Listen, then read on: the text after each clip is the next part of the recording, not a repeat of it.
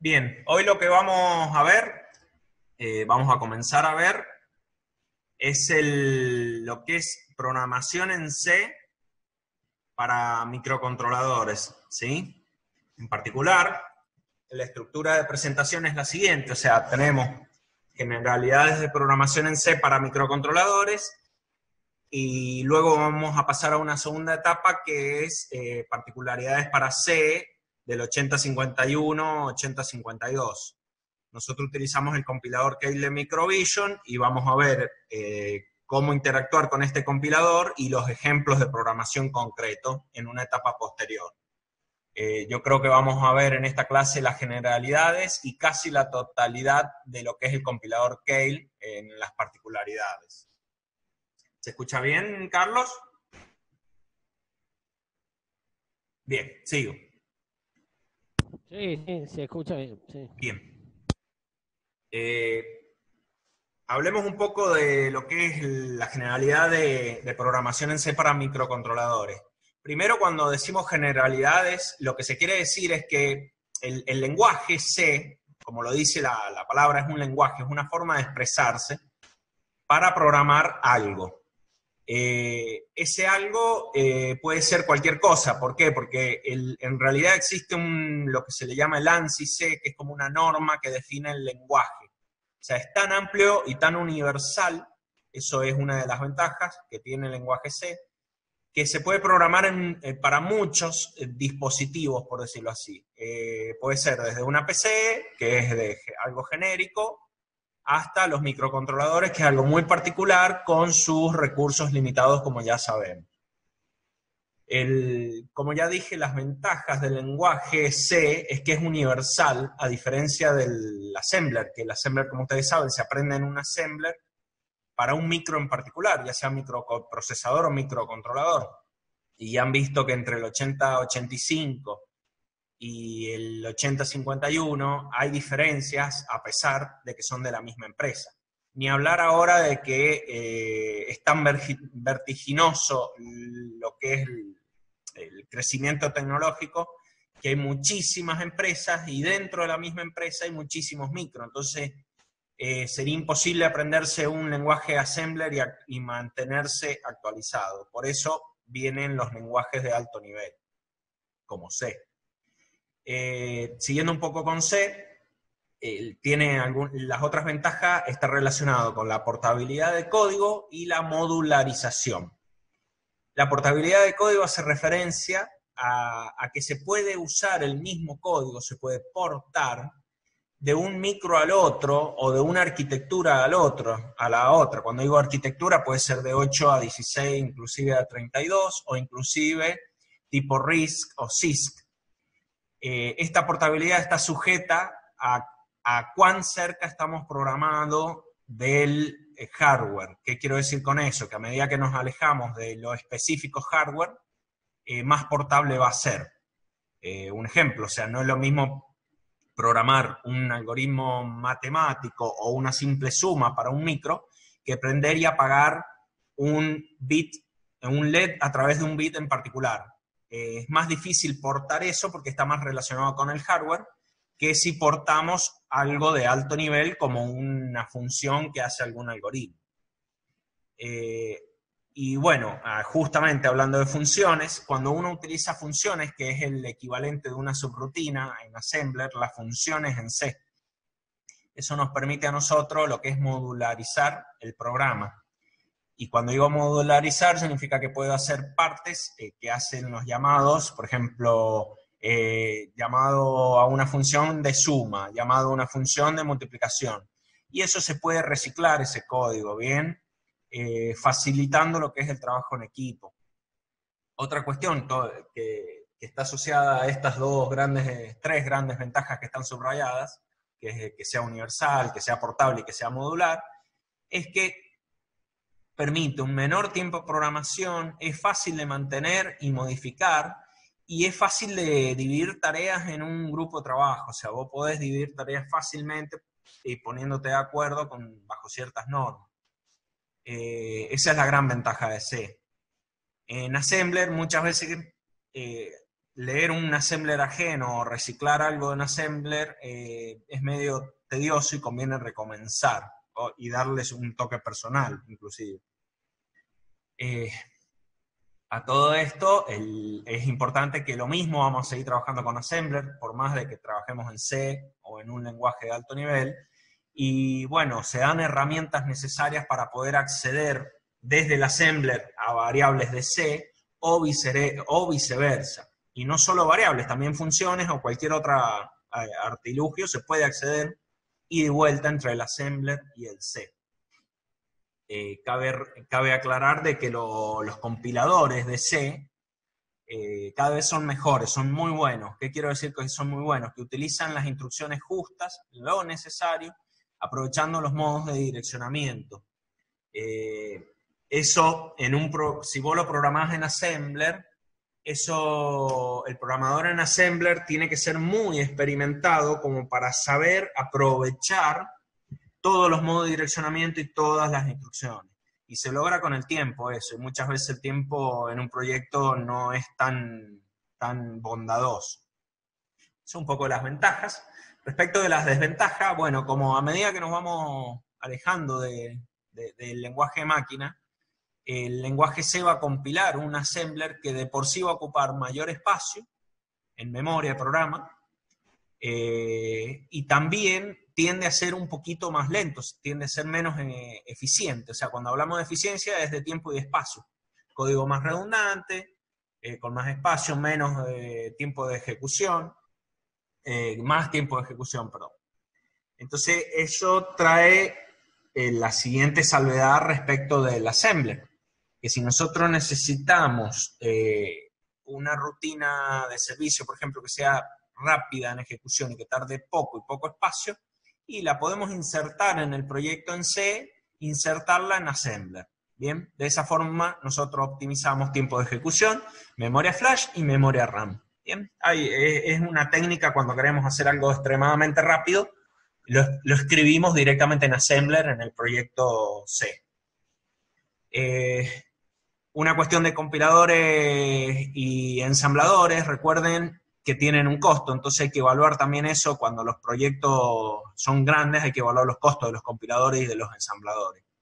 Hay una tendencia a que han variado un poco los costos.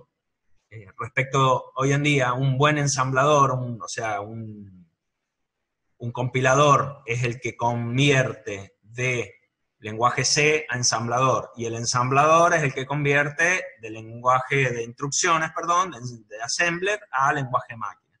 Hoy en día los costos se han dado vuelta y hay una tendencia que son más baratos los compiladores, pero tienen un costo. Y hay muchísimas licencias de uso libre.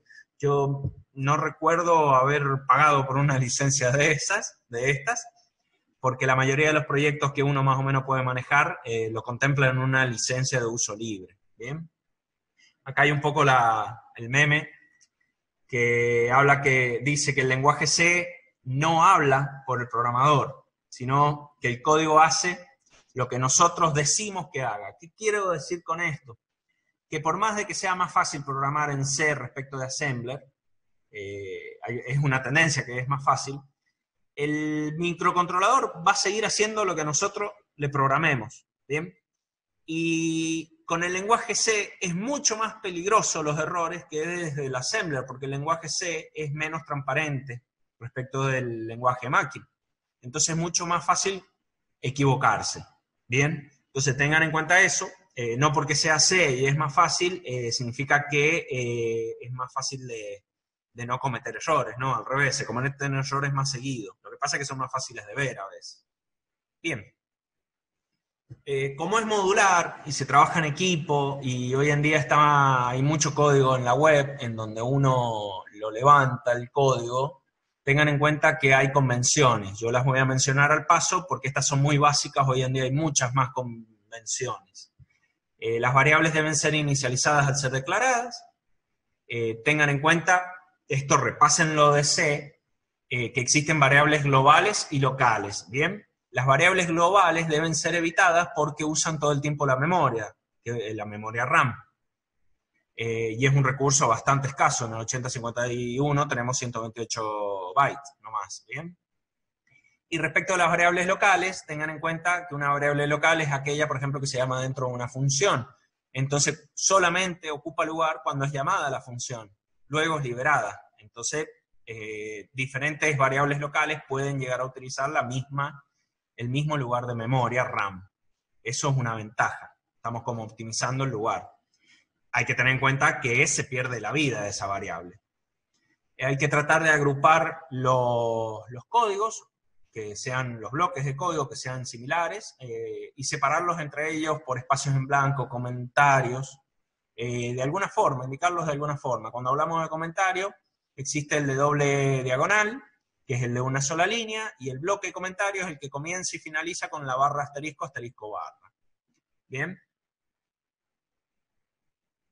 Los nombres o identificadores, esto es muy importante, máximo 31 caracteres, solo se usan letras, números y el carácter guión bajo. ¿Bien? El primero no puede ser un número y es sensible a mayúsculas. Es muy común utilizar las variables o cosas que están relacionadas con assembler, a veces comienzan con un guión bajo, un doble guión bajo. ¿Bien? Y si se está programando en C++, muchas veces las variables o funciones privadas comienzan con un guión bajo. Eso es un agregado respecto de algunas convenciones que no están acá. Un ejemplo, otra convención súper importante es la indentación o sangría. ¿Bien? Eso quiere decir que en un bloque de programa deben alinearse de forma correcta por sangría. Por ejemplo, acá tenemos el while 1, que está separado por los corchetes, perdón, por las llaves. De ahí va a un if, que también está separado por otras llaves, y se va identando a medida que va anidando bloques de programa. Eso es súper importante porque se ve bien claro cuáles son las diferentes variantes del programa.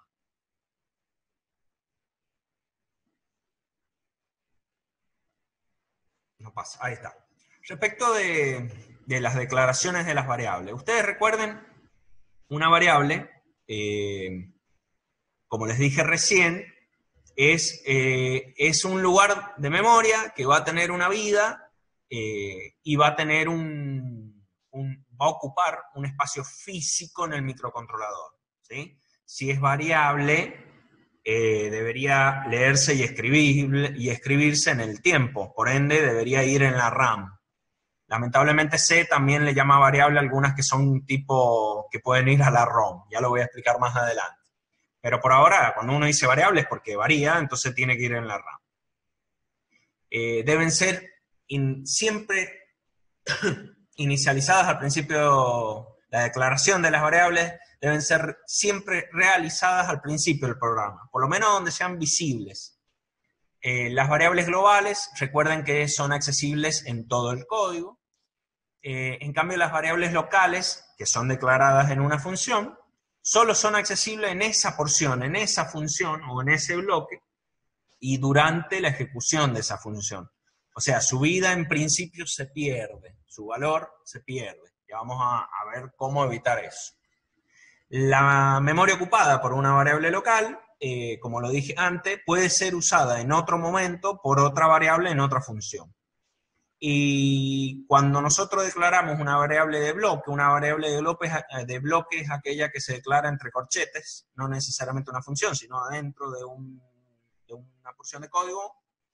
Esta variable de bloque de código es solo accesible en ese bloque y durante esa ejecución. ¿Bien? Dicho esto, una variable se le asigna, por ejemplo, a una variable lo que es el tipo de dato en C. Depende del compilador de C, pero esta tabla prácticamente es un estándar.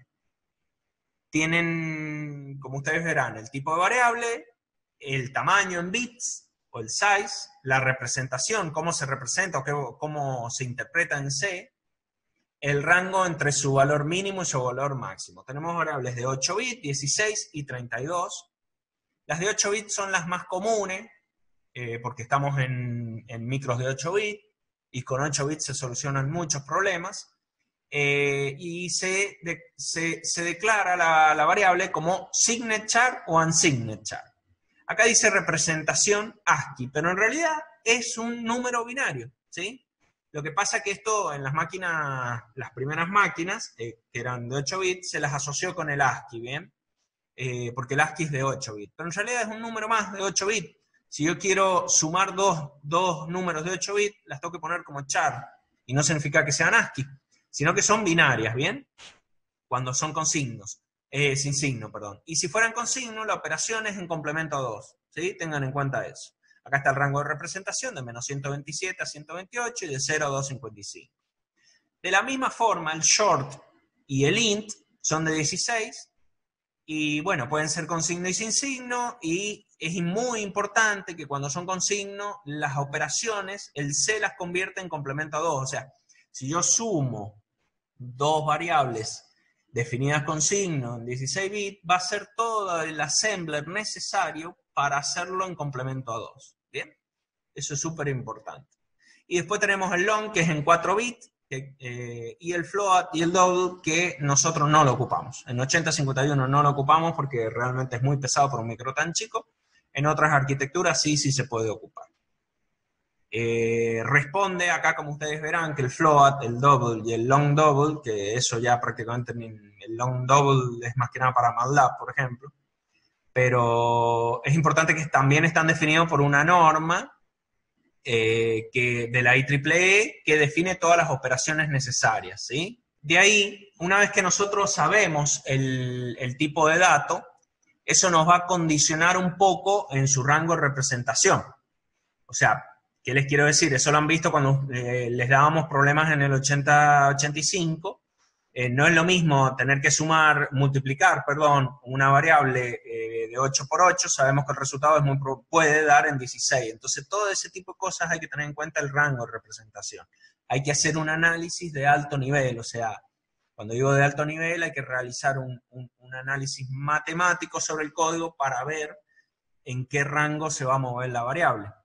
Y en función de ese análisis, uno opta por definirla como char o como int, con signo o sin signo. ¿Bien?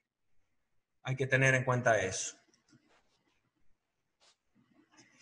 Entonces, nosotros le hemos dicho a la variable de qué tipo es. Que eso condiciona la cantidad de bits y cómo se va a operar, matemáticamente cómo se va a operar. Ahora también existen los modificadores de tipos de datos, ¿sí? Los modificadores de tipo de datos en C son los básicos son los que se presentan acá. Los enuncio, const, extern, register, static y volátil. Como ustedes verán, el primero es const, y fíjense que es un modificador que lo que hace es que se localice la variable en la memoria de programa. Fíjense la incoherencia en el juego de palabras. Es una variable que termina en la memoria de programa, y la memoria de programa es ROM. Entonces, dejaría de ser variable, me explico. Pero bueno, esto es una cuestión de juego de palabras, pero es así. ¿Cuándo se usa una const? Y, por ejemplo, si yo quiero grabar en memoria ROM los dígitos de un display 7 segmentos, ¿bien? O sea, que yo un 7 segmentos lo coloco en 8 bits, por ejemplo, en una puerta, para prender un dígito, el 0, el 1, el 2, el 3, siempre prende igual. Eso no va a variar. Entonces yo lo podría poner como una variable const en memoria ROM. Es el típico ejemplo. Respecto aclaro que los modificadores lo que hacen es un poco modificar la vida y el ámbito de la variable, ¿bien? Entonces, extern, en particular, lo que hace es declarar que una variable está definida en otro módulo o archivo, ¿bien? ¿Qué quiere decir? Si yo estoy trabajando con varios archivos, en donde yo tengo una variable global, sí o sí global, en un archivo, y la quiero usar en otro archivo, bueno, ¿cómo le indico al linker, que es el que termina diciéndole, mirá, esta variable es la misma, es el mismo lugar de memoria? Le tenés que poner el modificador externo. En el archivo original vos la declarás, la definís, yo qué sé, podrías poner int el pp igual 0, punto y coma. Y en el archivo que vos la querés usar, le tenés que poner extern int Pepe, punto y coma. No se inicializa. Bien. Vos con el modificador extern, lo único que estás diciendo es, mira, esta variable Pepe está en otro archivo. El linker buscará en dónde está el archivo y bueno, y termina encontrando que está en un archivo. Y en el archivo original está la definición, donde en la definición es a donde se inicializa. Bien. Luego está el modificador register, que es muy poco usado a nivel de programador final, ¿sí? ¿Por qué? Porque esto le solicita al compilador que la variable esté localizada en un registro del procesador. Cuando hablamos de registro, por ejemplo, en el 8051 sería el R0, R1, R2 y así. Pero esto es de muy limitado la disponibilidad, entonces la mayoría de los casos el compilador puede llegar a ser caso omiso y no darte ese lugar, ¿bien? La ventaja de localizarla en el registro es que es mucho más rápido. Está todo optimizado para manejarse a través de registros internos de la CPU. Luego está la static y la volátil. Bueno, estas dos yo las considero por una cuestión de experiencia las más importantes y las más usadas, ¿sí? Static tiene dos efectos. En las variables locales preserva su valor. Bien. Y en las variables globales les da privacidad al archivo que fueron definidas. Bien. Ustedes recuerden que una variable local, yo les dije que están hechas adentro, están definidas adentro de una función. Cuando yo ya salgo de la función, ese valor naturalmente se pierde. O sea, si yo estaba haciendo una suma acumulada, se va a perder. Ahora, el artilugio que tiene C para evitar eso es static. Bien. El modificador static, ¿cómo se pone? Se pone static in Pepe, ¿sí? Igual 0. Cuando yo puse el igual 0 con el modificador static, esa inicialización se hace por única vez en la variable local, y a partir de ahí, la variable preserva su vida, ¿bien? Pero no modifica su ámbito.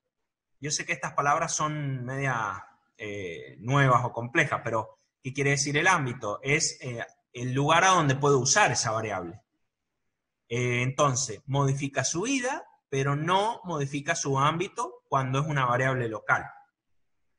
De forma, no sé si contraria, pero de forma diferente en las variables globales, lo que hace es al revés. La variable global, recuerden que tiene vida siempre. Hemos dicho que siempre ocupa memoria RAM, porque es global, justamente. Lo único que hace el modificador static, en este caso, es darle privacidad. ¿Qué quiere decir? De que yo si le pongo en el archivo donde yo estoy declarando la variable, el modificador static, no podría utilizar en otro archivo el modificador extern. Le estoy dando privacidad, ¿sí? Eso es muy común cuando tenemos variables globales que son muy repetidas, por ejemplo, contador o cont. Y sí, ¿cuántos de nosotros pondremos cont? Y vamos a tener diferentes proyectos y después no los vamos a poder integrar. Entonces, de esa forma le estás dando privacidad a la variable global. Eso es muy importante el modificador static. Hay que madurarlo un poco, al principio cuesta, pero se usa muchísimo. Luego está el modificador volátil. El modificador volátil, la variable, le está indicando al compilador que la variable se va a modificar fuera de contexto. Y aquí viene el fuera de contexto. Si ustedes se remiten a lo que es una interrupción, en algún momento capaz que la hemos definido, y justamente una interrupción era una porción de programa que estaba fuera del flujo normal, ¿sí? O sea, no era que va siguiendo secuencialmente un orden, sino que una interrupción termina yendo a otra porción de su programa. Entonces es que está fuera de contexto o de flujo normal. Es justamente una interrupción, es el 100% de donde vamos a utilizar variables tipo volátil. ¿Bien? Entonces, en el 99% de los casos, cuando nosotros tengamos que utilizar una variable en una interrupción y después la vamos a utilizar en el main, necesariamente es una variable global y necesariamente se le pone volátil para indicarle al compilador que no la optimice. ¿Bien?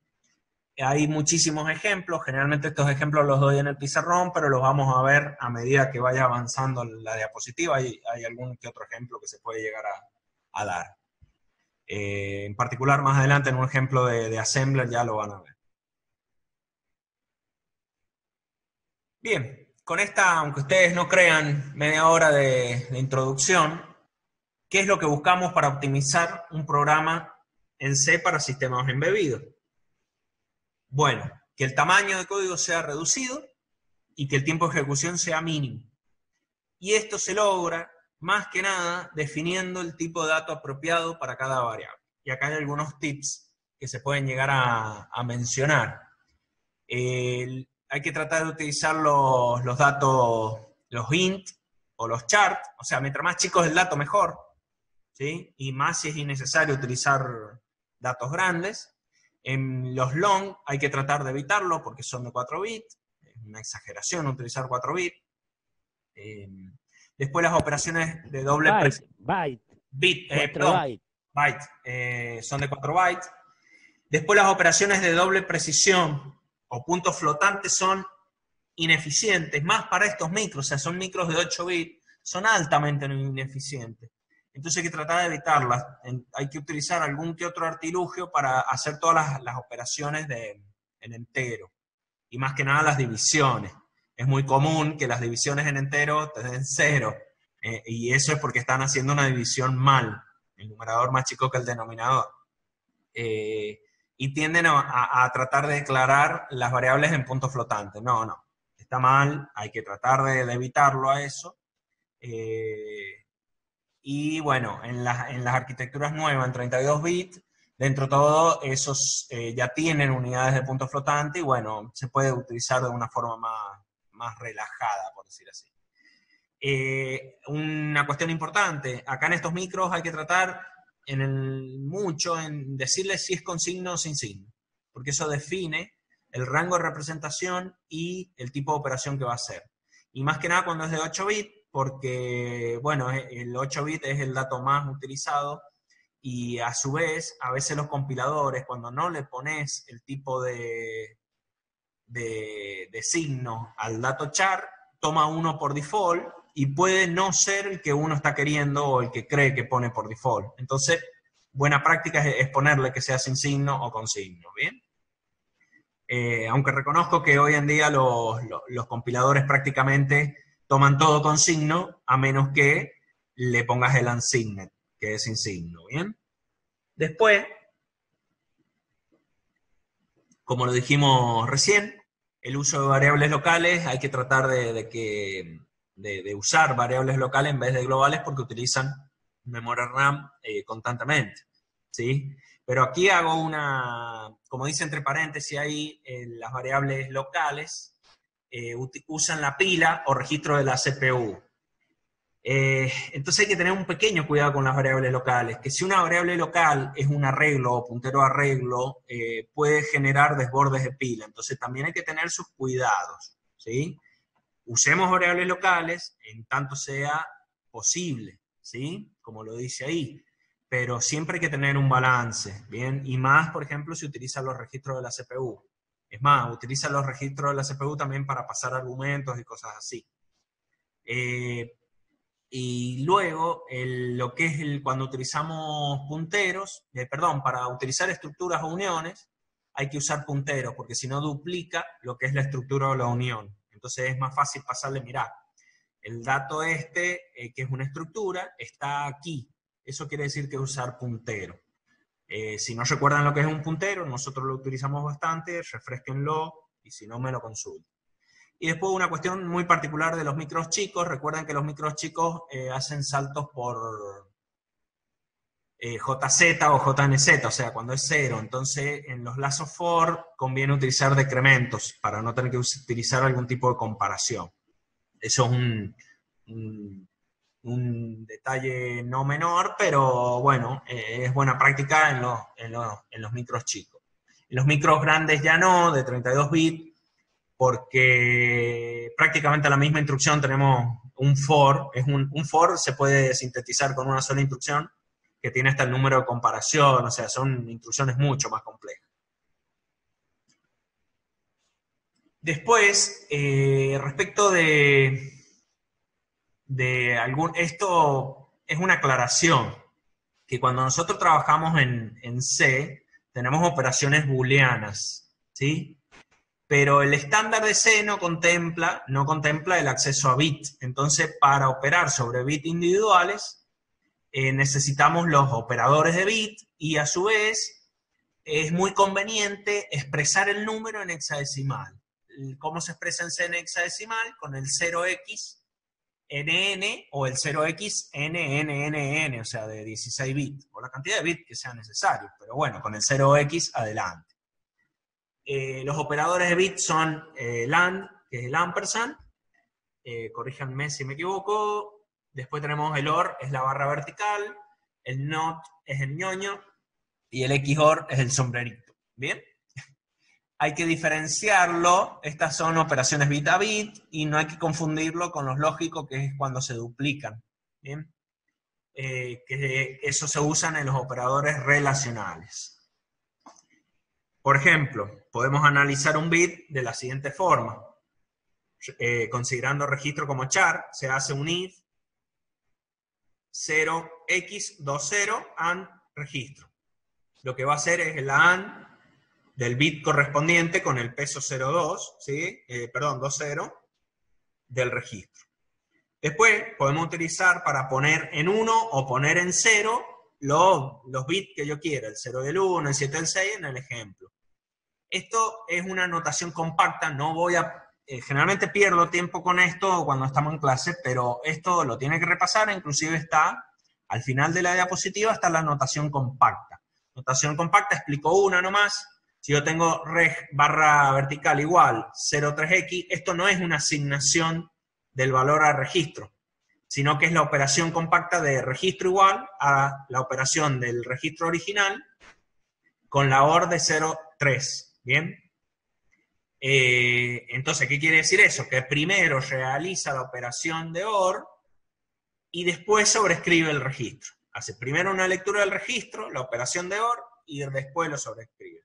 Eso quiere decir notación compacta. Hay muchísimas notaciones compactas. Acá está la de AND y la de XOR, que es lo que le llamamos toggling o cambio de parpadeo de un bit, ¿sí? Le cambiamos el valor, la XOR. ¿Bien? Y después hay una notación, los desplazamientos, no deja de ser menor, perdón. Los desplazamientos se hacen con esta notación, con el doble mayor o el doble menor, n, que es la cantidad de n a desplazar. En ejemplos, se puede utilizar para poner a 1 a 0 un bit, una forma alternativa a la que hemos dicho acá arriba, que acá ya es una asignación de registro. Fíjense que no es una notación compacta, sino que es una asignación. Yo le voy a asignar un valor a registro.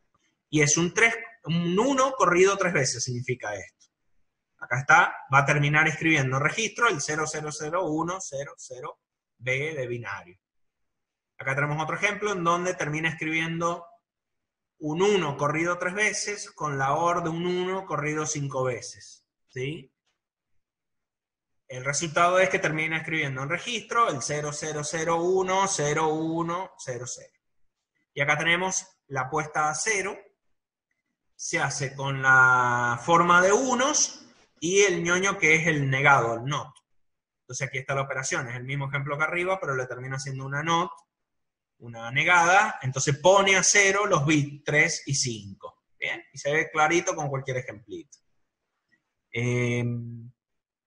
Acá no lo dice más adelante, pero ¿cuánto tiempo me queda? 1 minuto, sí, vamos a andar justo. Reinicio en cualquier momento, ¿sí? Todos se conectan de vuelta. Acá lo único que voy a hacer, agregar respecto del corrimiento, es que el corrimiento también tiene en cuenta el signo, ¿sí? Al final de la diapositiva hay un ejemplo concreto, hasta en doble precisión. El corrimiento lo hace con signo, ¿bien? Conserva el signo. Sí, acá estoy, no puedo activar el micrófono. Sí, mira, me terminás de hacer la pregunta a ver si te la puedo contestar. que no me acuerdo porque Eh, borré el chat. sí, ahí en los tipos de datos, vos dijiste que si era signature o unsignature, perdón, signature o int. Vos Sí, dijiste que los trabajaba en complemento a dos. sí. ¿Sí?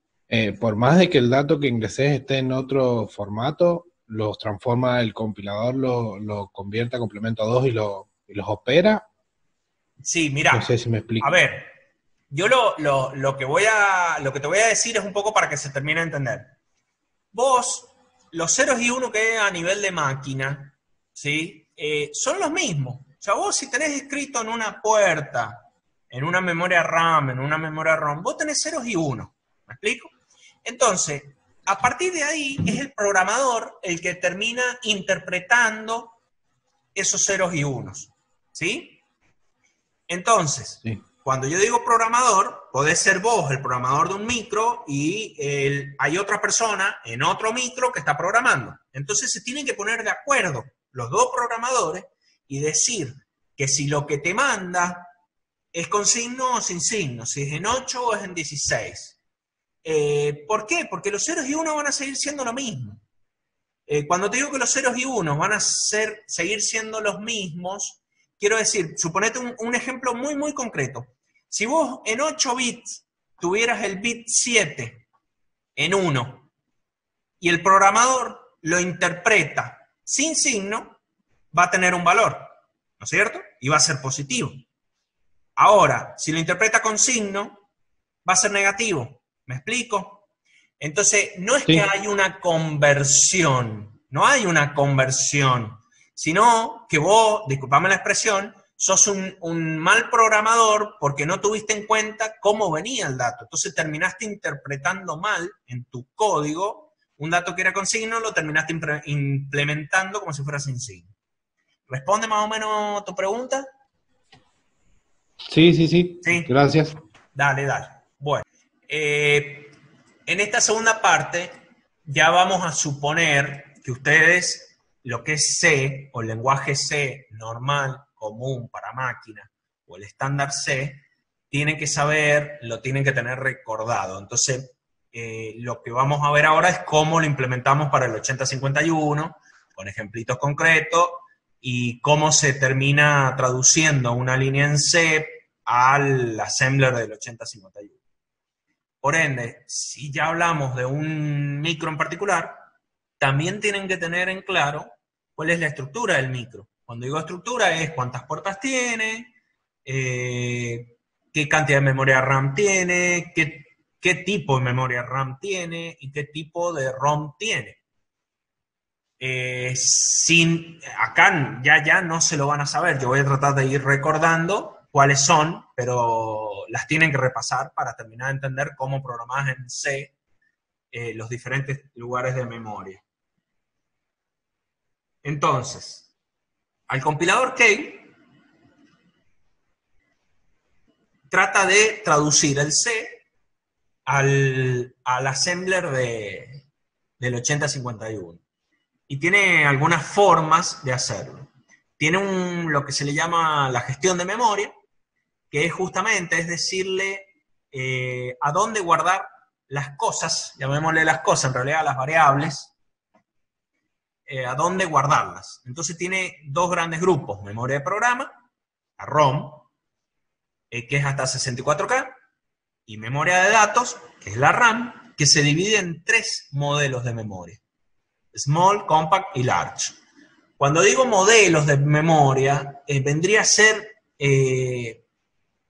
cuando no le ponemos nada a una variable, lo toma por default en algún modelo de memoria. ¿Sí? Entonces, el modelo Small lo que hace es guardar, si yo defino Pepe en una variable, sea local, global, externa, lo que sea, yo digo int Pepe. Bueno, ¿dónde la va a guardar si no le pongo nada? Y tengo definido el modelo small, la guarda en la memoria interna, con sus propiedades. El acceso es más rápido y su desventaja es que tenemos el tamaño limitado, de 128 o 256. Perdón, ahí está. o 256.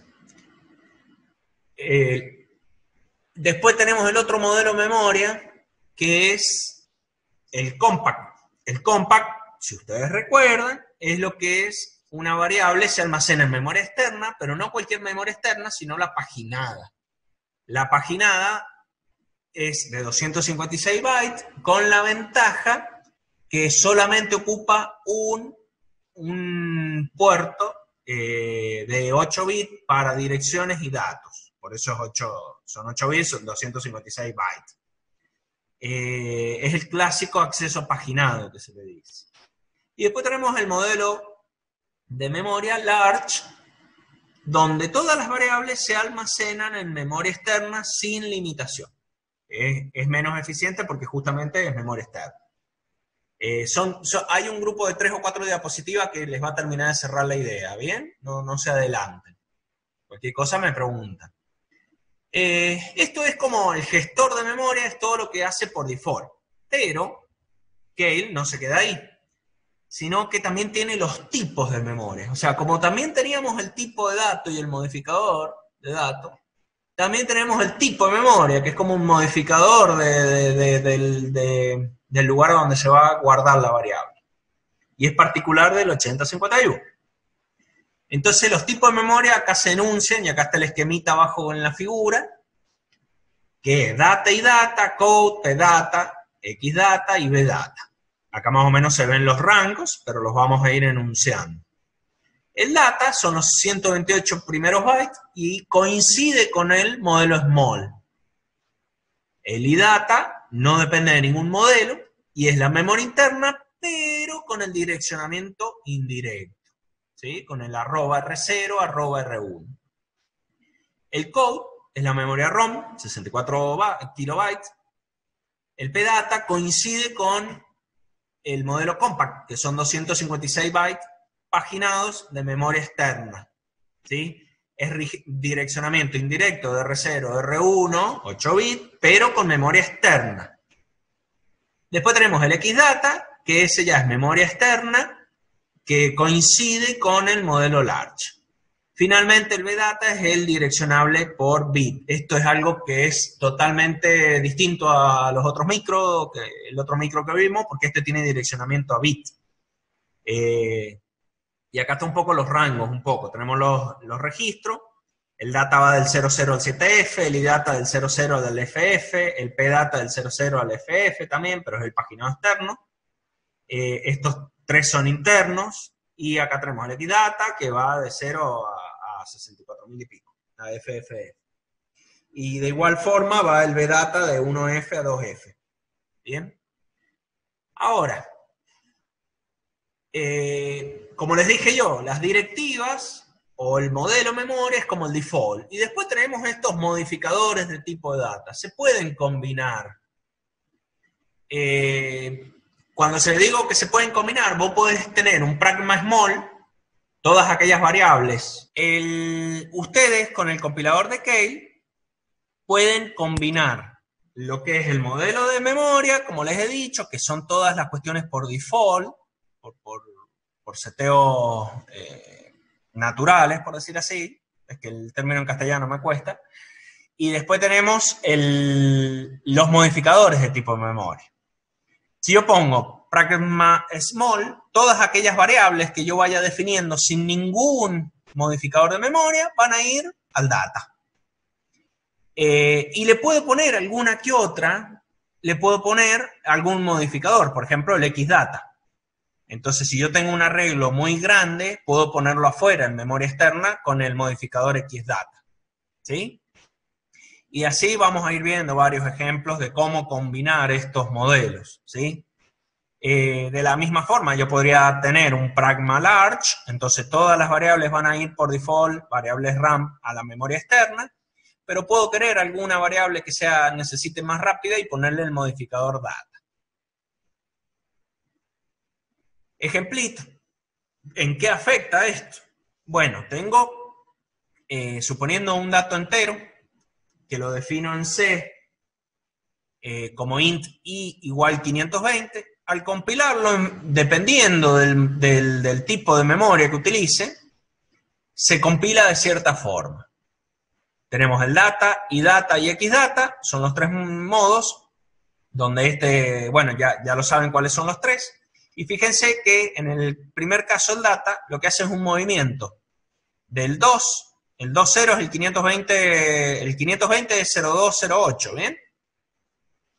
Entonces, el 02 numeral indica que es una constante y lo mueve a i. I es un lugar de memoria interno que va de 0 a 7f.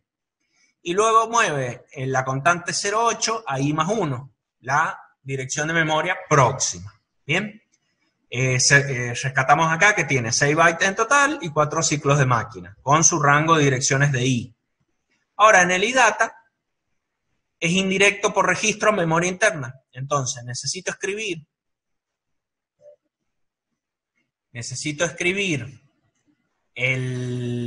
la dirección de i en R0, que es una constante, mover el 2 a R0, incrementar R0 y mover el 8 a R0. ¿Ven? Ya son más bytes, 7, pero la misma cantidad de ciclos de máquina. El rango de direcciones ahora va de 0 a 2F. Ganamos en rango de dirección, como verán ustedes. Y después tenemos el xdata, que lo que hace es la memoria externa. Entonces, para memoria externa necesariamente necesito utilizar 16 bits del DPTR, el acumulador como operando obligado y la instrucción MOVX, que es la que termina siendo las líneas de control necesarias para el xdata. ¿Bien? Lo que hace es cargar la dirección de 16 bits de i en el DPTR con un rango de 0 a FFFF. Luego le carga el 02 constante en el acumulador y finalmente hace un movimiento externo del acumulador a lo que apunta DPTR. Eso es para un byte y luego incrementa el DPTR, para el otro byte realiza la misma secuencia. Y como verán, ocupa 10 bytes y 9 ciclos de máquina. ¿En qué gané? En el rango de representación. ¿Bien? Ahí se ve cómo afecta al final y al cabo, cómo yo defino la memoria y el tipo de dato también, Bien, vamos a un ejemplo más complicado y con colores, que a mí me encantan los colores. Un ejemplito no tan ejemplito, de cómo termina compilando el assembler el Keil. Fíjense que tengo el pragma small, o sea, todas las variables que no le diga nada, no le ponga ningún modificador, van a ir a variable interna, a memoria RAM interna. El numeral include, rec51.h, acá están definidos todos los registros, no hace falta saberse los registros porque ya están ahí, es cuestión de usarlos nomás, no hace falta saberse las direcciones, los registros sí, hay que irlos aprendiendo. Y después tengo una variable global, y esto es... Disculpa, Eugenio. Es el cómo compila Keil las líneas de C en assembler, algo muy básico por supuesto, para los diferentes tipos de datos y los diferentes tipos de modificadores de memoria.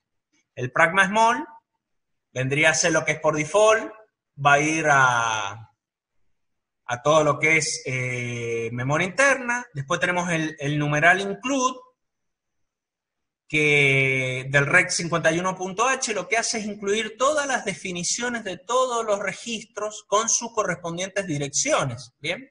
Entonces no hace falta saberse las direcciones, los registros uno se los va a ir aprendiendo a medida que los va usando. Después tenemos una variable global, este es un ejemplito de variable global, unsigned char, velocidad de motor, y aquí viene int xdata myWrite de 128.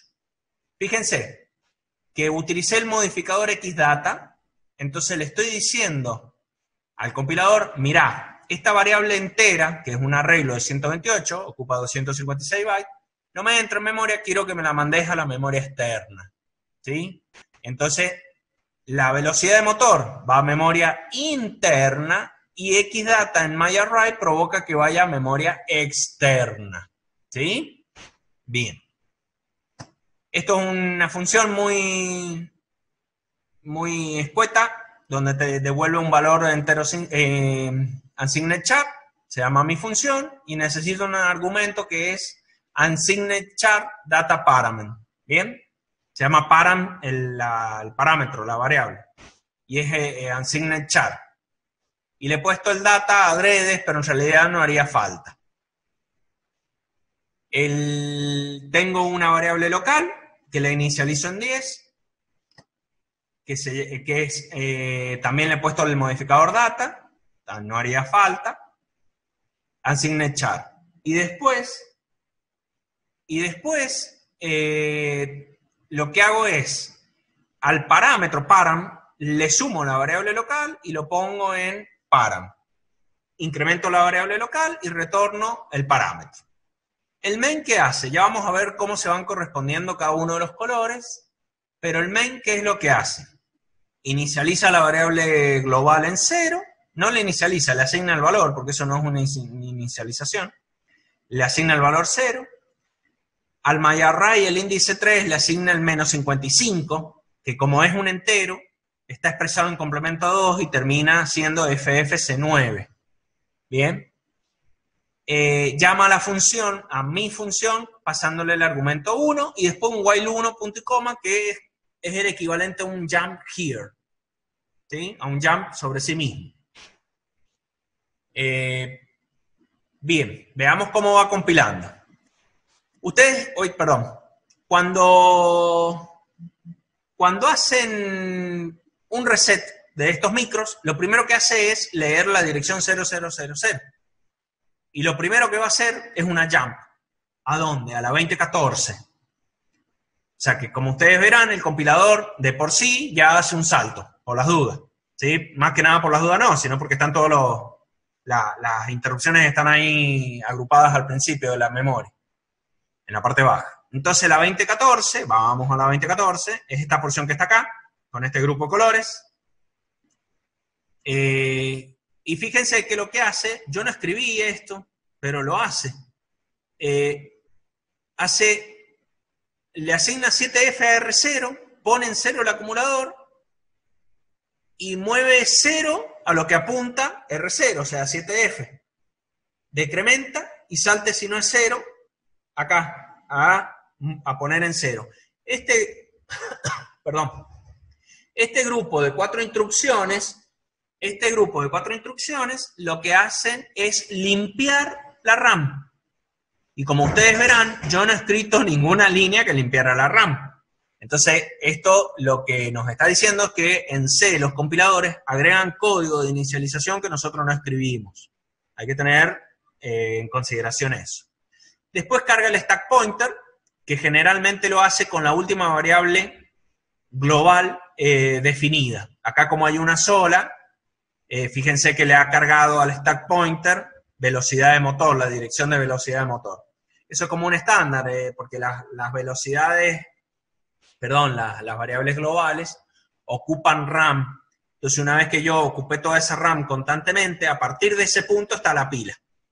¿Sí? Por eso esa razón de ser. Y recién ahí hace un jump al main, que el main está en la 2000. Estas consideraciones hay que tenerlas en algún momento cuando salgamos de cuarentena para cuando utilicemos el kit, porque es a partir de qué direcciones vamos a ejecutar nuestro programa. A veces nos conviene que limpie la memoria y a veces no nos conviene que limpie la memoria, entonces arrancamos desde el main. A ver, vamos a la 2000. Acá, 2000. La 2000, fíjense que ahora sí, ya vamos al grupo de colores, donde... Si me equivoco, Carlos, me corregí. Donde en rojo tenemos... en rojo tenemos la asignación de velocidad de motor, que lo que hace es limpiar el acumulador y moverlo a esa dirección. Después tenemos en amarillo. Amarillo, sí. Amarillo. Soy daltónico, chicos. En amarillo...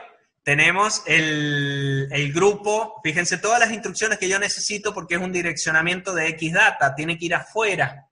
Entonces carga una dirección en el DPTR, le mueve FF, que es el FF que está acá, que estoy apuntando con el puntero, que es parte del dato del menos 55, de ahí recién hace el ejemplito que hicimos, todo ese grupo para hacer esto. Y esta dirección está determinada por el índice 3. Bien. Después viene el llamado a la función. El llamado a la función lo hace a través de estas dos instrucciones. Carga el 1, que es el argumento, en R7, o sea que el argumento se lo pasa a través de R7, y llama a mi función. Hace una lcall a mi función. ¿Sí? Mi función es esta que está acá abajo.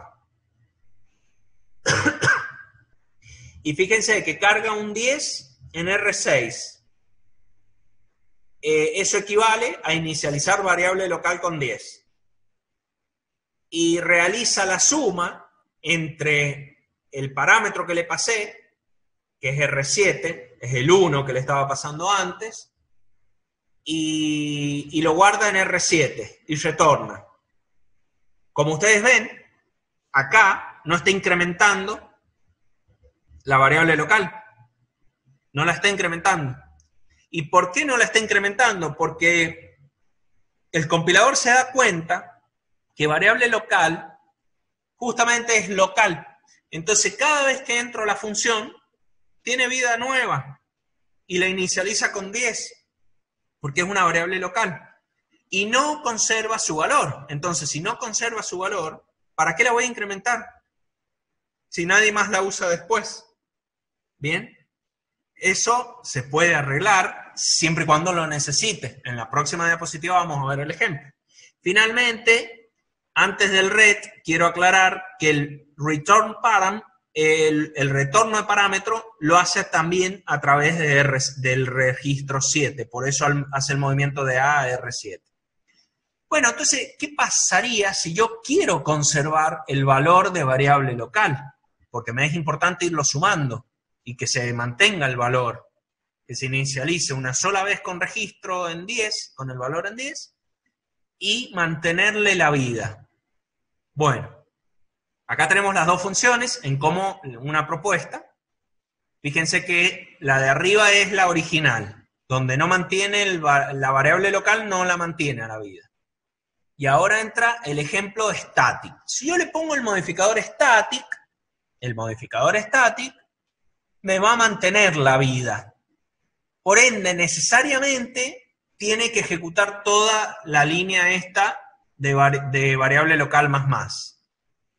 Y fíjense que a su vez le agregué a modo de ejemplo el modificador xdata.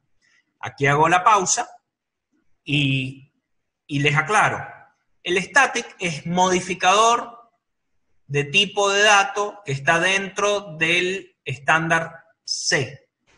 Y el xdata es el modificador de tipo de memoria solo para el 8051. No está dentro del estándar de C. Por eso uno a veces a secas dice modificador, pero bueno, ¿es modificador de qué? ¿Sí? Ahí está la diferencia que acabo de explicar. Y lo he puesto adrede para que se note ahí el ejemplito. Y acá de vuelta, fíjense que lo que hacemos con color verde, ¿sí? El parámetro más variable local, lo que hace es la carga de dptr. ¿Por qué dptr? Le ha asignado el valor de un lugar de memoria, arriba, y el dptr porque yo le puse el xdata.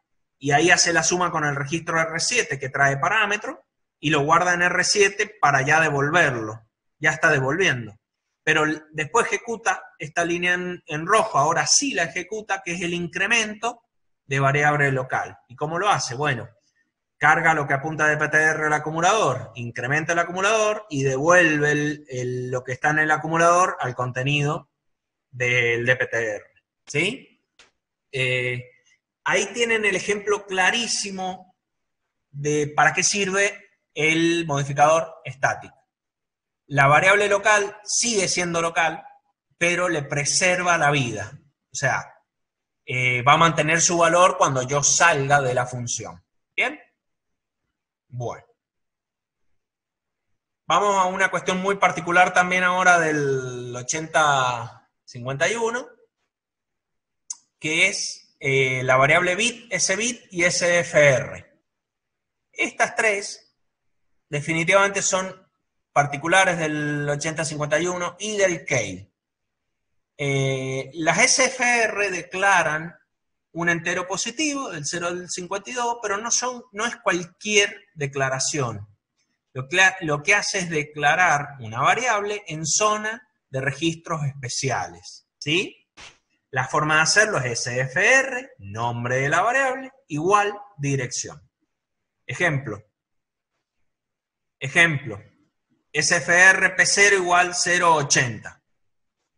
Esto lo que hace es decir que P0 se comporta como un puntero, donde P0 es la dirección 080. Bien, no que le estoy asignando 80 a P0, sino que es la dirección 80. Eso es lo que hace el SFR. Después, bueno, con el P1 es igual.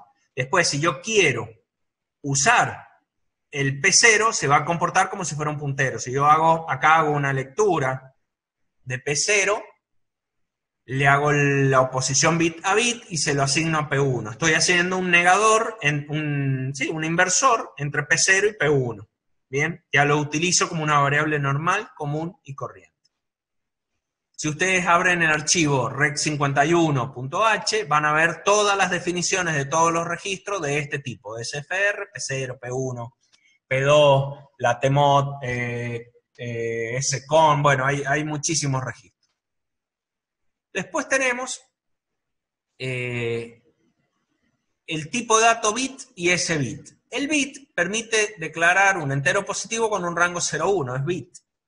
Pero la variable se crea en la zona direccionable por bit, de 2F, de 2.0 a 2F. Por ejemplo, yo podría poner, bueno, ya vemos el ejemplo al final, pero la forma de hacerlo es bit y nombre de la variable.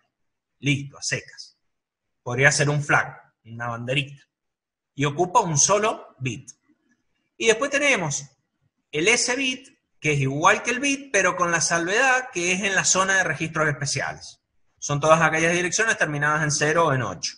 Recuerden que, por ejemplo, P0 tiene capacidad de direccionamiento a bit. Yo puedo utilizar un solo bit del puerto.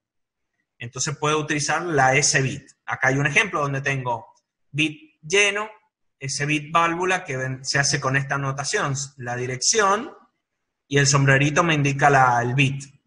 Esto me estaría indicando que es el bit 0 del puerto digital P1. Lo que en la nomenclatura, en la bibliografía, es el P1.0. Acá se usa el sombrerito en el lenguaje C para el 8051. Entonces yo acá hago lleno igual a 1, if lleno es igual a 1, válvula igual a 0. Si no, válvula igual a 1. Fíjense que sería natural que el compilador diga, si lleno vale 1, ¿para qué voy a compilar el else? Si lleno siempre va a valer 1. ¿Me explico? Bueno, el compilador no lo optimiza. ¿Por qué? Porque no optimiza las variables bit y ese bit. Entonces va a ejecutar siempre las líneas estas. No lo da no va a optimizar. Entonces va a ejecutar el if, va a compilar, perdón, el if y va a compilar el else, ¿sí? Se comporta como el modificador volátil, ¿sí? De la misma forma, no lo va a optimizar. Tengan en cuenta eso. Y otro detalle es que las S-bit y las bit utilizan memoria constantemente, entonces hay que declararlas como variables globales directamente. ¿Bien? No, al compilador tira error o no tiene el comportamiento deseado cuando vos la querés declarar definir como variable local. Entonces directamente y necesariamente son locales. ¿Bien? Globales. Y hay que declararlas al principio, ¿no? Sí, hay que declararlas al principio y bueno, ya vamos a ver un ejemplito de cómo es más o menos la forma de declarar. Pero antes vamos a pasar por las interrupciones, ¿sí? Ustedes recuerdan que cuando programamos en Assembler, nosotros le decimos que una subrutina de atención a interrupción lo hacemos con un .org y la dirección correspondiente. Bueno, en C no se hace así, sino que le tenemos que indicar que es una función especial. O sea, porque al final y al cabo es eso, es una función especial que es llamada por hardware. Nadie la llama, sino que es el hardware. Entonces, para indicarle al compilador se utiliza la palabra interrupt n, que esto genera un vector de interrupción en la dirección 8 por n más 3. En el ejemplo que está abajo es el 0b en la memoria de código, ¿bien? tengan en cuenta que las variables locales declaradas no se van, igual que el resto de una variable local, no se superponen con las variables del principal, eso es trabajo del linker. Cuando es una rutina, al indicarle con el interrupt n, el compilador añade el código necesario para empilar los registros y para desempilarlos, ¿bien? El empilado es al comienzo, es lo que vendría a ser la push, y el desempilado es la pop de los registros correspondientes. Y finalmente también una función normal retorna con ret. En este otro caso, al utilizar el modificador interrupt, reemplaza por reti. ¿Por qué? Porque es una función especial, es un retorno de interrupción. Esto provoca todo el manejo de flag y de prioridades al retornar para dejar todo como estaba. ¿Bien? El ejemplo que está acá abajo es una rutina de interrupción cada vez que se desborda el timer 0 y lo que hace es el vector del timer 0 es el 000B y incrementa una variable tiempo. ¿Bien? Necesariamente esa variable tiempo es una variable global, volátil long, le he puesto long para que dure mucho, tiempo igual 0 le he puesto. Entonces, cuando voy a incrementar tiempo interrupt 1, le está incrementando que la función incrementar tiempo es del tipo especial. Y el 1S se corresponde, ya lo vamos a ver en la diapositiva siguiente, con el timer 0. El 1 tiene un significado. Y lo único que hace es tiempo más. Yo recuerde que no puedo pasar y devolver argumentos en una interrupción, porque nadie la llama. Entonces, necesariamente tengo que utilizar variables globales para interaccionar con ella. Eso no quita que puedo tener variables locales y generalmente, y muchas veces pueden llegar a ser estáticas también en la variable local. Veamos respecto del 1. El 1 se corresponde con esta tablita que está robada de la diapositiva del Carlos, que dice un poco, bueno, cuál es la fuente de interrupción. Estas son las básicas: reset, externa 0, timer 0, externa 1, timer 1, wart y timer 2, el overflow. ¿Bien? Este es el vector de interrupción. ¿Y cuál es la prioridad? Del 0 al 5. ¿Cuál es la bandera de pedido? ¿Sí? Esta es la bandera que se limpia de forma automática o no, cuando uno llama a la rutina de servicio. Es limpiada por hardware cuando atendés la rutina de servicio, las primeras 4 sí, la segunda, la última no, la del UART no. ¿Por qué? Porque proviene de dos fuentes, del RI y del TI. Entonces no tengo que averiguar yo antes si la interrupción fue por recepción o por transmisión de datos. Por ende no se limpia sola, hay que limpiarla uno. Y si no la limpias, va a entrar una y otra vez y se clavó el programa en esa interrupción. Hay que tener en cuenta eso. Tiene una bandera de habilitación, que acá están. Esto se hace, la bandera de habilitación es fundamental para poder, para que se ejecute si viene la interrupción. Si no habilitan, no se va a ejecutar nunca. Y también está la global, que hay que habilitar. Y después tenemos el control de prioridad, que es para cambiarle las prioridades. Eso lo explicó Carlos. ¿Bien? Bueno, como habrán visto, la presentación eran 3 partes, hemos visto 2, y ahora vamos a entrar en lo que es ejemplos de programación. Bien, estos ejemplos son ejercicios propuestos y resueltos, y otros para que ustedes resuelvan. Lo que sí...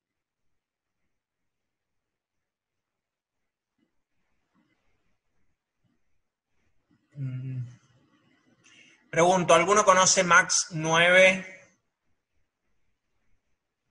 Que se conozcan entre ustedes, que no sé si admitirlo, no vaya, es la primera vez que lo veo. Se ha cambiado el nombre o algo. Si pueden averiguar y lo conocen, yo lo admito, si no, no lo voy a admitir. A ver, o le mando un mensaje.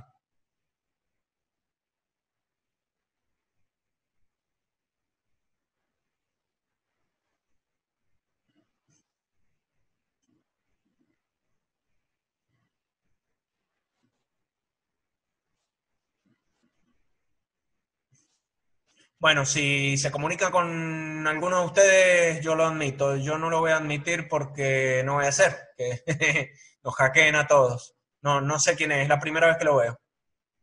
Capaz que es alguno de los alumnos que se está comunicando por el celular del hermano, pero bueno. Ahí está, ¿viste? Bueno, dale. Es de Candelaria, ahí lo voy a admitir entonces. Listo, continuamos. Vamos a ver ejemplos de programación, es la tercera parte, es muy probable que esto no lleguemos, o capaz que les explico todo, pero va a quedar de parte de ustedes completar lo que es ejercitación. Hay muchos ejercicios planteados y otros por resolver. Para eso nos tenemos que poner un poquito de acuerdo, las convenciones. Entonces, ¿cuál es la estructura de programación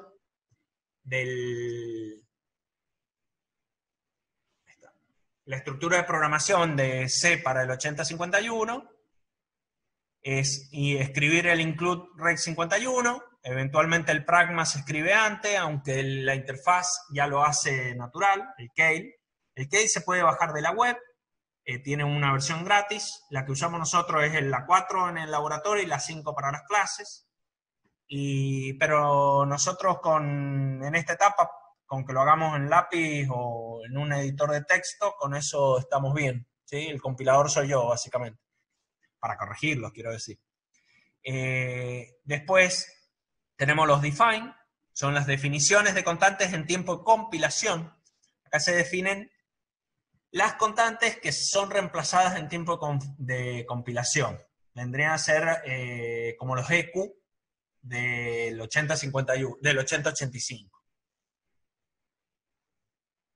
Definimos las S-bit o bit, como les dije yo, son variables globales estas, porque no son optimizadas y ocupan lugar de memoria todo el tiempo, entonces tienen que ser globales, están relacionadas con el hardware del 8051. Después vienen las variables globales propiamente dichas, int, char, assigned int, las que sean necesarias, con sus modificadores. Eventualmente pueden ser volátil o static si quieren modificarle la privacidad del archivo, ¿bien? Las definiciones de funciones. Cabe aclarar aquí que uno podría declarar la función en vez de definirla, y definirla al final de todo. La diferencia básicamente, no sé si lo recuerdan, pero una definición, para que lo vean así rápido, dice qué es lo que hace la función, por ende necesariamente tiene las llaves. En cambio la declaración va a tener un punto y coma, y no dice qué es lo que hace. Eso es una forma rápida por si no se acuerdan. Y después viene el main, que es la función principal, con las definiciones de variables locales, una inicialización, o sea, el llamado de la función propiamente dicho, la instanciación de la función, y el bucle de ejecución eterna para sistemas embebidos. Necesariamente un sistema embebido o un microcontrolador, microprocesador, como el 8085, 8051 o cualquier otro, hace algo eternamente. Por ende necesita un while 1 en C. También a veces se utiliza un for, punto y coma, punto y coma. Algo natural, por decir así, las variables locales del main ocupan RAM todo el tiempo. Me gustaría interactuar un poco, pero les digo la respuesta por qué. Y porque del main nunca sale. A pesar de que son variables locales, el main nunca va a salir. Si salió del main es porque algo mal hicimos. Por ende siempre van a ocupar lugar de memoria. Lo bueno es que tienen el mismo comportamiento de una variable local. Son privadas, ¿sí? No pueden ser accedidas por otras funciones. Y bueno, y todas las propiedades que hemos venido hablando. Y finalmente, tenemos la rutina la definición de la rutina de servicio de atención de interrupción. Y el código propiamente dicho.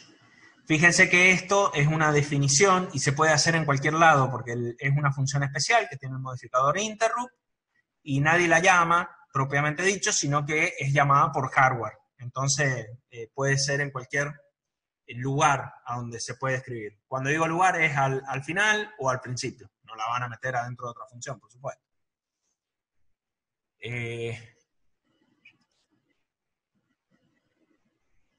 Bien. Esto es una estructura que nos tenemos que poner de acuerdo, es más o menos ordenada, de cómo se puede hacer las cuestiones, de escribir un programita para que más o menos funcione.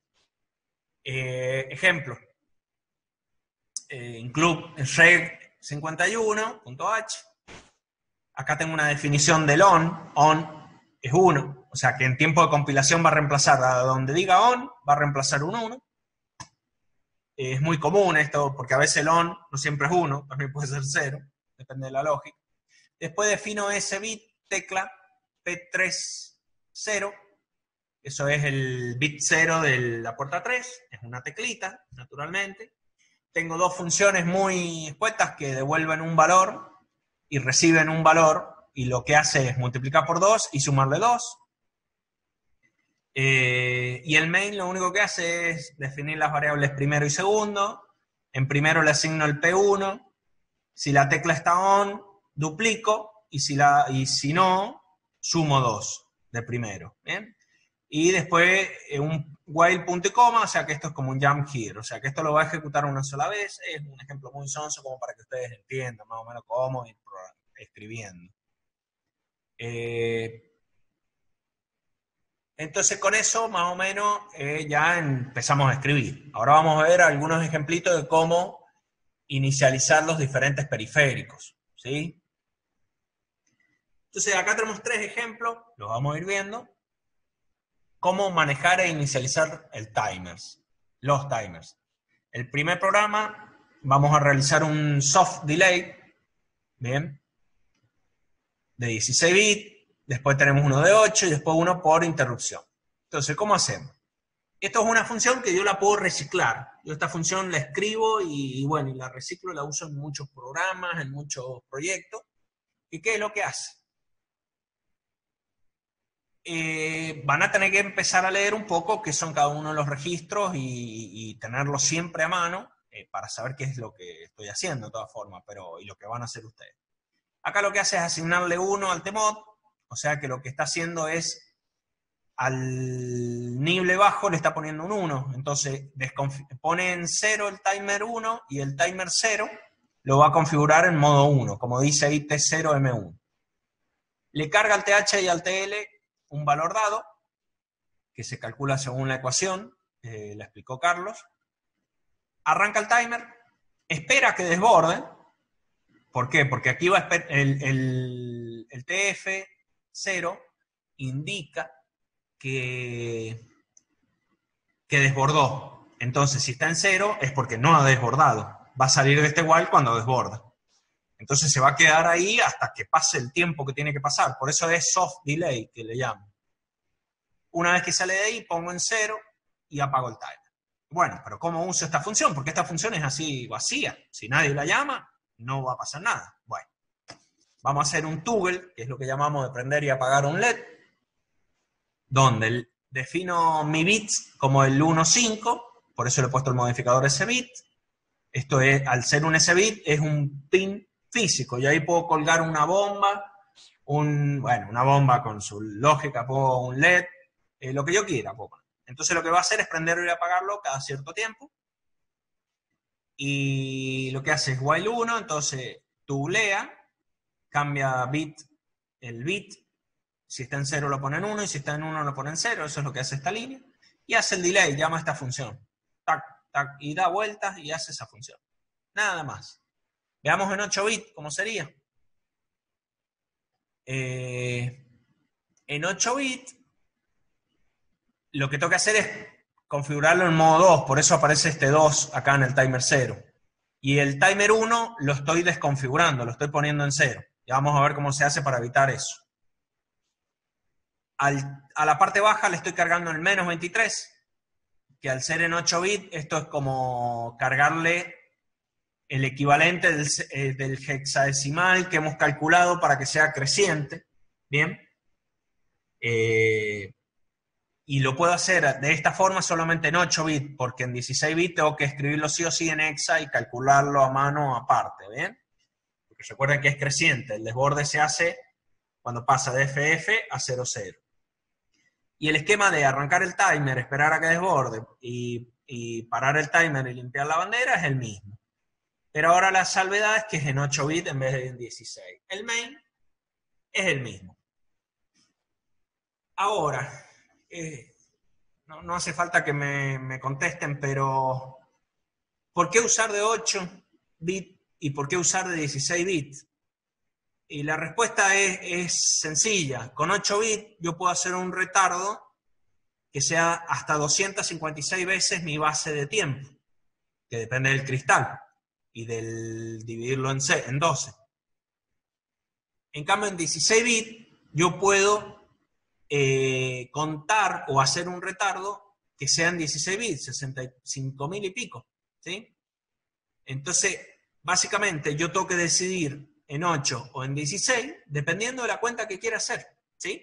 Más que nada es por eso.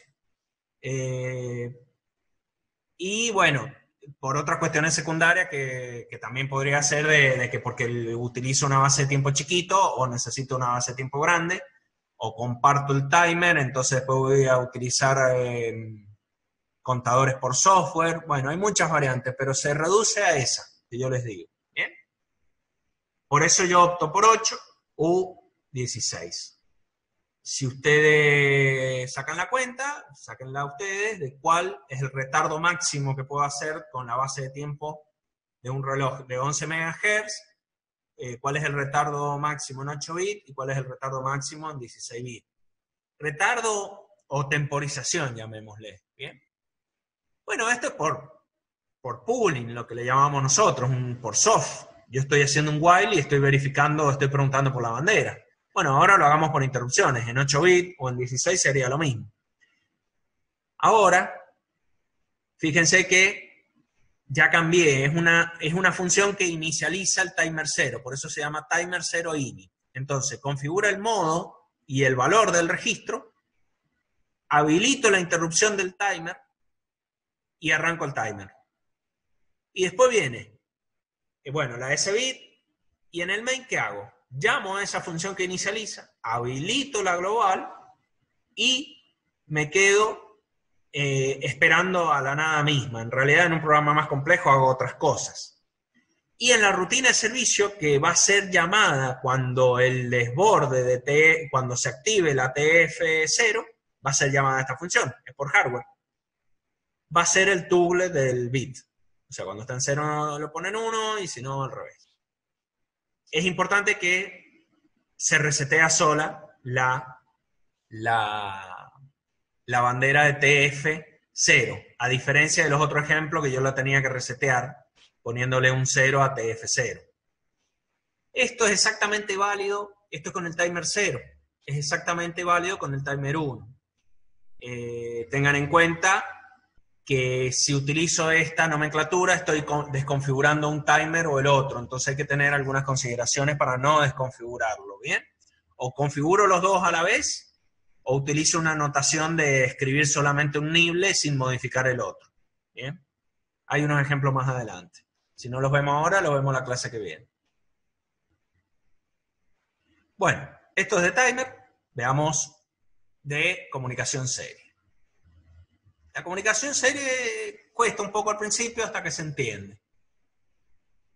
Este es el registro SCON, también robado de una diapositiva del Carlos, donde tenemos, bueno, acá los tres primeros, los más altos definen el modo, la habilitación de la recepción, el 9º bit de recepción y transmisión, TI y RI que me indican si terminó la transmisión o si terminó la recepción.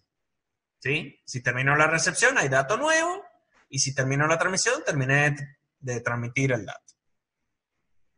¿Cómo hacemos para usarlo? Bueno, hay que inicializar. ¿Cómo se inicializa?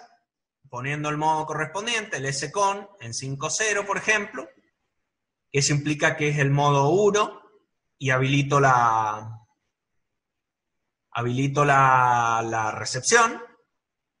También le configuro el timer correspondiente, el timer 2, porque ustedes recuerden que la comunicación serie, a pesar de ser un periférico propiamente dicho, no tiene una temporización propia, entonces depende del timer, de un timer. En este caso está configurado para el timer 1 y necesariamente es autorrecarga porque es rápido, digamos, los baud rates son rápidos, entonces es con autorrecarga y en 8 bits, ¿bien?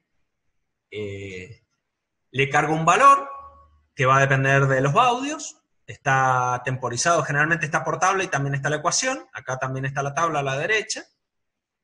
Que el F3 se corresponde con un reloj de 12, de 2400 baudios y un error del 0.16. Si quisiera más rápido, necesariamente tengo un reloj de 11 MHz para que disminuya el error.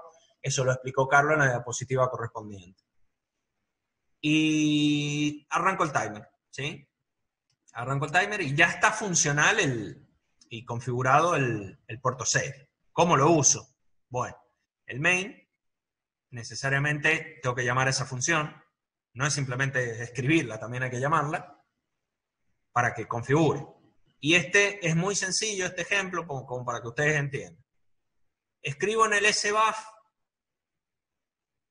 una letra, o un carácter, o una variable de 8 bits, acuérdense que es 8 bits, y esto va a dar vueltas, entonces yo tengo que esperar a que termine, ¿sí? La primera vez el TI está en 0, entonces esto se va a quedar ahí en 0, en 0, en 0, en 0, en 0, en 0, hasta que termine, el hardware lo levanta, sale, lo pongo en 0 y doy la vuelta y envío el carácter, ¿sí? Y ahí da vuelta y vuelta y vuelta. Lo importante del concepto que transmite esto, que como la vuelta es tan rápida, y yo estoy a 2400 baudios, el carácter tarda en enviarse, entonces hay que esperarlo, ¿sí? Por eso el while este. También podría hacerlo por interrupciones, ya lo vamos a ver. Pero el concepto que transmite este ejemplo es que hay que esperar a que transmita. Si no, se termina sobreescribiendo y hace cualquier cosa. Y para que esto funcione, tenemos que venir con la bandera en 0 y limpiarla ahí nomás, ¿sí? Es importante. Bien. Eso es para transmitir. Ahora para recibir, lo que hago es declaro una variable que voy a recibir, una myByte de 8 bits, generalmente sin signo, pero eso depende de qué estoy recibiendo, podría ser con signo también. Inicializo el puerto serie y el bucle eterno lo que hace es, bueno, como no hace otra cosa, lo único que hace es recibir, me quedo esperando a que se levante el RI. La inicialización lo puso en 0. Entonces esto va a estar en 0 y se va a quedar ahí hasta cuándo. Y hasta que venga un byte y se complete. O sea, el byte completo venga desde otro lado, es una computadora, otro micro, y si se corta el cable, y bueno, no llegará nunca, esto no hace otra cosa. ¿Me explico? Una vez que llega, hago la lectura del SBUF, lo copio en mi byte, y este ejemplo es muy sonso, el byte lo escribe en P1. O sea, para que ustedes entiendan, y limpio la bandera. Lo que hace este programa es un conversor serie paralelo. Bien, tan sencillo como eso, en 4 líneas. Ahora, ¿qué pasa si lo quiero trabajar con interrupciones? Acá se complica un poco. Tengo que agregarle a la configuración anterior la habilitación de la interrupción. LS igual 1. ¿Bien?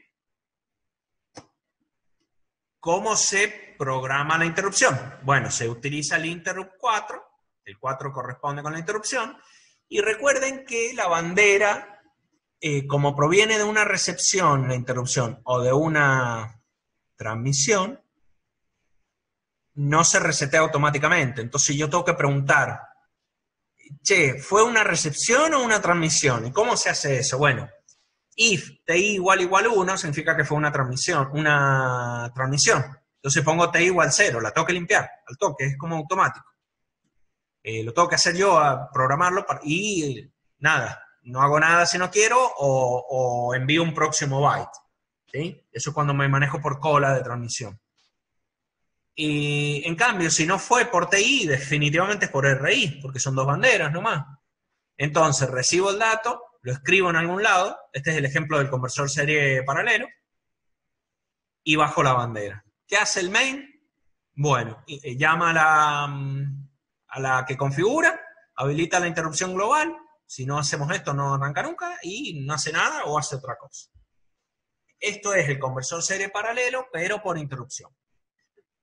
Muchos me discutirán, pero ¿y si yo no voy a transmitir ningún dato? Bueno, sí, es verdad, vos no transmitís ningún dato, pero ¿y si hay algún ruido que me lo activó a la banderita? Un ruido del cosmos, ¿qué puede pasar? Algún bit espurio, y lo activa. Y yo no programé esta porción de código de if t igual 1 y bajar la bandera. ¿Qué va a pasar si no programo esto? Y nadie baja la bandera. Y el cosmos o algún ruido eléctrico, electrónico, electromagnético me levantó la bandera y entra esta interrupción, nadie la limpia y eternamente va a entrar la interrupción y entra y se colgó el programa. Por eso es buena práctica que por más que no se use la transmisión, no limpiarla igual, ¿bien? De manera casi similar con la recepción. Si yo no recibo, lo más natural es desactivar la recepción en el flag con el RN.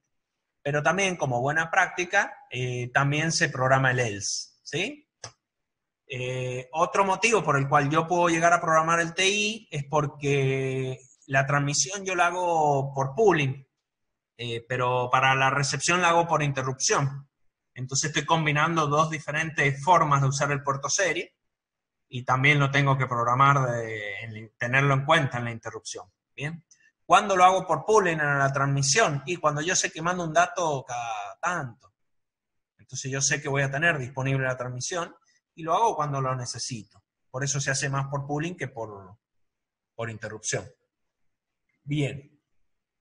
Eso es un poquito algunos ejemplos de configuración muy básico. Ahora lo que les propongo es ver, aunque sea un ejemplo para hacer un dado electrónico. Y ya cortamos, a pesar que estamos en antes, pero creo que demasiado en una clase es contraproducente. Entonces vemos este pequeño ejemplo y les pido que maduren los conceptos para cuando nos volvamos a encontrar, o por lo menos repásense. El ejemplito se desea construir un dado electrónico basado en el 8051. El dado está conectado por LED para formar esto que prende y apaga acá, que está en la diapositiva. Y bueno, está conectado de tal forma que en el P30 se conecta un pulsador con pull-up, está conectado al reset, con su lógica, el cristal, y los LED tienen pull-up, o sea que se prenden con un 0. La forma para combinar el encendido del LED está en la tabla acá. Para el 1 prendo el de 4, para el 3 el de 3, de 4 y de 5, y así. Propuesta, que esto más o menos un ejemplo. Include red 51, defino los on con un 0, a diferencia del ejemplo el primero que vimos. Como ustedes ven, el on ahora es un 0. Defino un todo apagado, un all off, con el 0FF. El S-bit del botón, que se corresponde con el hardware. Cada uno de los dados, S-bit de 1 a D6, con su correspondiente P10 al P16. Hago una función. Esto no me lo hagan nunca, esto es a modo diapositiva nomás, con un retardo bobo, con un for, que según la bibliografía está calculado para un segundo con un cristal de 11 MHz. Que es una función que espera un segundo con una variable local entera y hace un bucle hasta que pasa esto, no sale. No me hagan ningún retardo de este tipo porque es bloqueante. ¿Qué quiere decir bloqueante? Que se va a quedar ahí y no va a hacer otra cosa. Para hacer retardo se tienen que utilizar los timers. ¿Sí? Por favor. El main, ¿qué hace? Declara una variable int dado igual a 0. Y esto es el equivalente al while 1, el for punto y coma, punto y coma. Y pregunta, si botón está en 0, que naturalmente está en 0, naturalmente está en 1 por el hardware. Lo ven acá. Entonces, si naturalmente está en 0, esto se va a ir al else, que está aquí. El else está abajo a la derecha, por si no se ve bien en el video. El else, el falso, o sea, mientras no está presionado el dado, incrementa la variable. Si la variable dado llega a 7, la pone en 1. O sea que esto toma del 1 al 6, del 1 al 6. Y así consecutivamente hasta que aleatoriamente el usuario aprieta el botón y ahí está la aleatoriedad del dado, que no sé cuándo va a apretar el botón. Y el que aprieta el botón tampoco sabe el valor interno que toma la variable. ¿Bien? Aprieta, y bueno, y dado quedó en 3. Entonces, switch de dado va a ir al caso 3, case 3, va a poner de 3, de 4 y de 5 en on, por ende va a prender los correspondientes LED, sale de acá, espera un segundo, espera otro segundo, y apaga todo el puerto. O sea que en realidad esto muestra el dado durante 2 segundos. Y sigue andando hasta que el tipo aprieta de vuelta. Y bueno, y estará en 4. Y prende los otros. ¿Bien? Y así. Como ustedes verán, esta diapositiva tiene errores. Los errores están dados en la definición de tipos de datos. ¿Sí? Hay variables que están mal definidas. Me gustaría que ustedes lo piensen un poco.